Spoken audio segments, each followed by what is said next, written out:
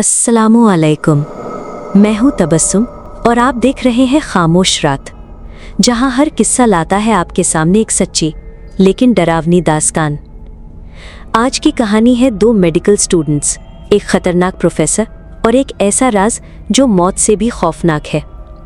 तो अब बत्तियां बंद कर दीजिए और अपने दिल को थाम लीजिए, क्योंकि कहानी शुरू हो रही है जिंदा लाशों का सौदागर।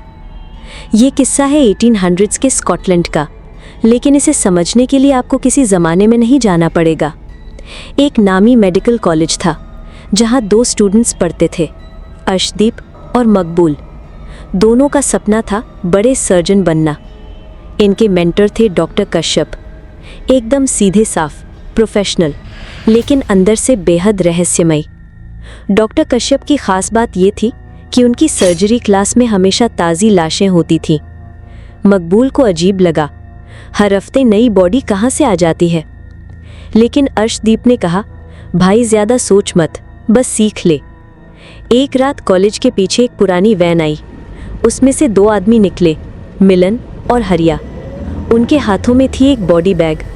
डॉक्टर कश्यप मुस्कुराए और बोले, ये लोग हमारे स्पेशल सप्लायर हैं, इनकी बदौलत तुम डॉक्टर बनोगे। धीरे धीरे अर्शदीप और मकबूल भी इसमें शामिल हो गए। अब वो सिर्फ स्टूडेंट नहीं थे, वो खुद कब्र खोदने वालों में बदल चुके थे। एक रात जो लाश आई वो अलग थी। एक जवान लड़की, चेहरा एकदम शांत, जैसे अभी जाग जाएगी। अर्शदीप ने उसकी आंखों में कुछ हलचल देखी।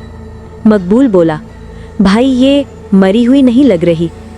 डॉक्टर कश्यप ने कहा, तुम्हें पढ़ना है या डरना है, लाश की हालत से फर्क नहीं पड़ता। उसी दिन शहर में एक खबर फैली, एक लड़की गायब हो गई थी। केस अभी खुला ही था। अब अर्शदीप और मकबूल दोनों को अजीब अजीब चीज़ें महसूस होने लगी। कभी लगता कोई पीछे खड़ा है, कभी लगता मरचुरी में कोई लाश हिल रही है, कभी लगता कोई धीमे धीमे दरवाज़ा खटखटा रहा है। एक रात जब अर्शदीप ने लैब में उस लड़की की बॉडी देखी, उसकी आंखें खुली हुई थी। अब अर्शदीप पूरी तरह डर चुका था। उसने कांपती आवाज़ में डॉक्टर कश्यप से कहा, सर, अब मुझसे ये सब नहीं होता, कुछ बहुत गलत हो रहा है। ये लाशें, ये रातें, ये सपने। डॉक्टर कश्यप ने बिना पलक झपकाए जवाब दिया, ये रास्ता एक बार शुरू हो जाए तो सिर्फ मौत ही आखिरी मोड़ होती है। अगली रात अर्शदीप अकेले ही नई लाश लाने गया। बारिश की हल्की बूंदें गिर रही थीं, आसमान में बादल गरज रहे थे। अर्शदीप एक पुराने उजाड़ कब्रिस्तान में खड़ा था, हाथ में एक टॉर्च और फावड़ा। वो हरिया और मिलन का इंतज़ार कर रहा था, लेकिन कोई नहीं आया। अर्शदीप को एक कब्र पर कुछ हलचल महसूस हुई। वो आगे बढ़ा। कब्र की मिट्टी ढीली लग रही थी, जैसे अभी अभी खुदी हो या कोई खुदाई से बाहर आया हो। वो झुका और मिट्टी हटाने लगा, और तभी उसे कुछ महसूस हुआ। उसके हाथ किसी ठंडी चीज़ से टकराए, एक इंसानी हाथ, लेकिन पकड़े हुए थे अंदर से। वो पीछे हटा, डर से कांपते हुए, लेकिन मिट्टी अपने आप हिल रही थी। कब्र से धीरे धीरे एक लाश बाहर आ रही थी, पर वो आम लाश नहीं थी। उसके बाल गीले थे, चेहरे पर मिट्टी और खून था, लेकिन उसकी आंखें खुली थीं और वो अर्शदीप को देख रही थी। अर्शदीप पीछे गिरा, और तभी उस लाश ने अपनी सूखी मिट्टी से भरी उंगली से उसकी ओर इशारा किया, तू भी आएगा नीचे मेरे साथ। कब्र से चीख निकली, लेकिन आवाज़ अर्शदीप के गले से नहीं, उस ज़मीन के नीचे से आ रही थी। कॉलेज पहुंचकर अर्शदीप ने मरचुरी में बैग रखा। हाथ कांप रहे थे, लेकिन उसने चादर हटाई और उसकी सांस रुक गई।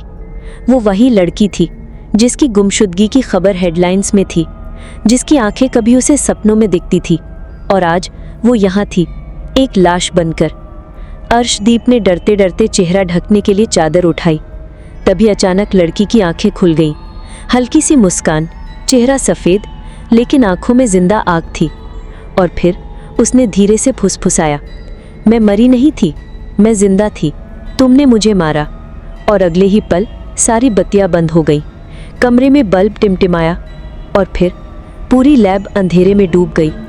सुबह कॉलेज में 3 लाशें मिली, अर्शदीप, मकबूल और डॉक्टर कश्यप। किसी को नहीं पता चला कि क्या हुआ। पुलिस ने केस बंद कर दिया। कहा गया मेडिकल एक्सपेरिमेंट का एक्सीडेंट था। कुछ सालों बाद एक नया स्टूडेंट लैब में पहुंचा। उस दिन मर्चुरी में एक अनजान बॉडी लाई गई थी। जब डॉक्टर ने उसका चेहरा देखा, वो प्रोफेसर कश्यप था, जो सालों पहले मरा हुआ माना गया था। कभी कभी जो मरे हुए लगते हैं, वो सिर्फ सो रहे होते हैं, किसी बदले का इंतजार में। तो दोस्तों, आज आपने सुनी एक ऐसी कहानी जहां मौत सिर्फ एक स्टेज थी और जिंदा रहना शायद सबसे बड़ा डर। क्या अर्शदीप और मकबूल ने सच में कोई लाश उठाई थी, या वो खुद ही किसी कब्र का हिस्सा बन गए थे? डॉक्टर कश्यप जैसे लोग जो विज्ञान की आड़ में इंसानियत को दफन कर देते हैं, क्या वो सच में मर जाते हैं या लौटते हैं कब्र के अंधेरे से हर उस इंसान को लेने जो उनके राज को जानता है? शायद अगली बार जब आप किसी पुराने कब्रिस्तान से गुजरे और कोई धीमी सी फुसफुसाहट सुनाई दे, तो पीछे मुड़कर मत देखिएगा, क्योंकि हो सकता है कोई आपको बुला रहा हो